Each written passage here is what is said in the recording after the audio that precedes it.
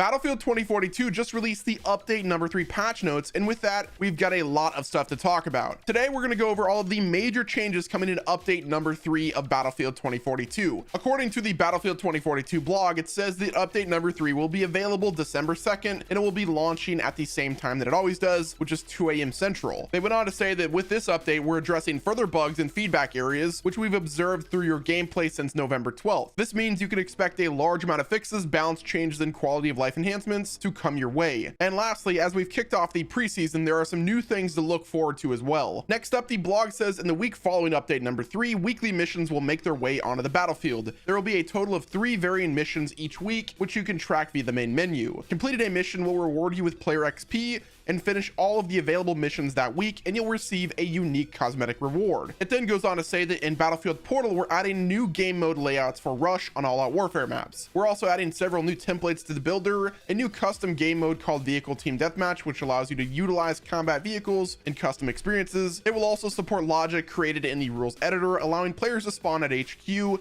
and added more options when creating custom games. Moving on to overall quality of life, they said that we're introducing several improvements within the collection screen menu to make customizing your loadout and plus menu easier. In short, it means less clicking around. It's also easier to understand which attachments are locked, in use, equipable, or newly unlocked within your collection. According to the blog, UI elements during gameplay have also received enhancements. They said you'll notice increased visibility and reduced clutter through. For example, player world icons now scaling with distance. They've also added IFF, or identify friend or foe marker improvements, and indicators for nearby players who you can revive or be revived by, or players that are low on ammo or health. Lastly, they stated you'll notice smoother transitioning between game menus, the option menus, and matchmaking. Next up, they said throughout several areas of the game, we've introduced improvements to make your experience while interacting within the map feel smoother. This includes over 150 individual small changes and improvements across all of the maps, where we noticed they were detracting from gameplay such as spawning, visual glitching or collision issues, audio rendering, and interaction improvements, and fixes for weapons, vehicles, and specialists are also included. Next up, they said in early December, you can expect one more small update focused on further balance changes and general bug fixes to further enhance your gameplay experience. Now let's go ahead and jump into some of the bigger details. They stated in the general patch notes, the recent player screen now includes everyone from previous matches to allow for easier user reporting. They made improvements to the interaction system by switching the default interact text, for instance, open container or call elevator. They resolved an issue related to the velocity / trajectory while spawning in jets. They improved helicopter animation and flybys during insertion, improvements to address an issue where players killed in vehicles would fall beneath the level geometry. They made improvements to streaming assets and deploy screen presentation. They stated that players no longer get stuck in a zip line / rope after exiting a vehicle. After entering it too close to a zip line or a rope, exiting an open seat early in the enter animation no longer causes your aim pitch to lock up, and the correct field of view is applied immediately following insertion sequences. Next up, as I mentioned before, they improved the collection screens, making them easier to use and clear as to what you're interacting with. They improved the ways in which you're able to manage your attachments via the collection screen. They made enhancements to the player card screen and end of round to provide additional polish. They added new markers to make your newly unlocked items easier to find. They improved the screen transitions when interacting with the main menu. They've improved the report of player flows, specifically around toxicity and cheating reports. They stated the in-game scoreboard now properly scales to match the screen safe zone settings. Moving right along to the comma rows, they improved responsiveness of comma rows opening. They fixed inactive objectives shown in the comma rows for defenders in Rush and Breakthrough, and then they fixed objectives not shown in the comma rows for attackers in Rush. As we also talked about before, they made improvements to matchmaking in the friend system. They made it so crossplay invites are easier to use. They did some fixes to friend invitations for players on PC. Now for some of the bigger changes in progression and unlocks, as we talked about before, they introduced the weekly missions with the preseason, which provides a set of challenges that reward cosmetic unlocks. They stated that they improved the overall XP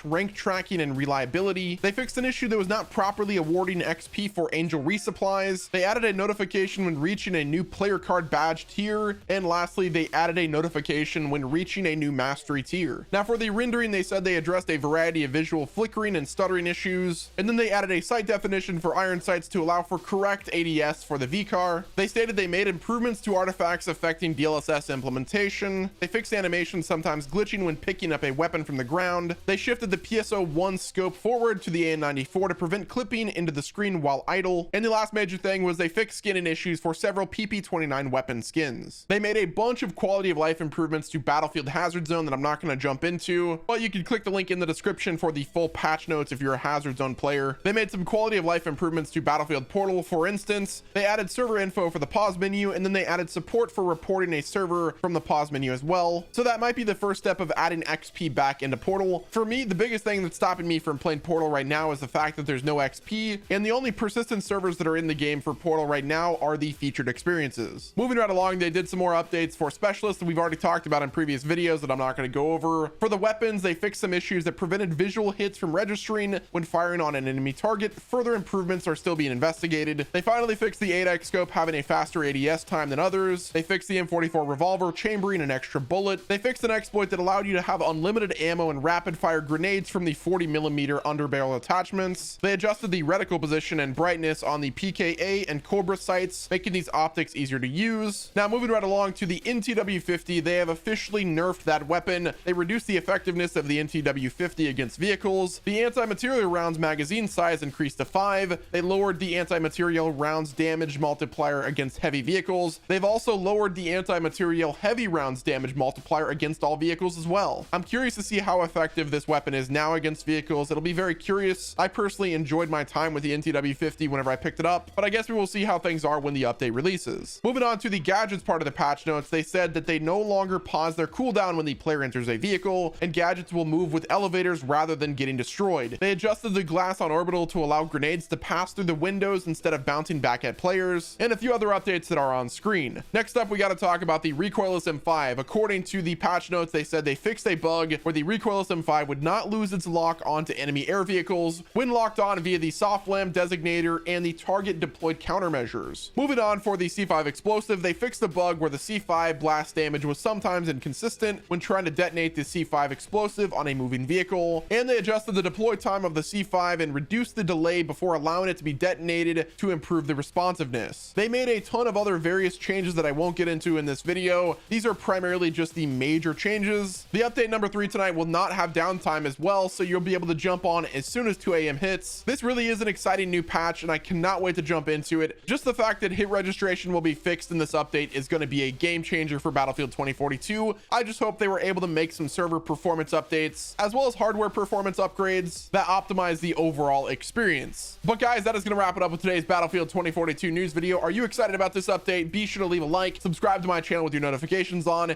and don't forget to check back tomorrow for another Battlefield 2042 news video.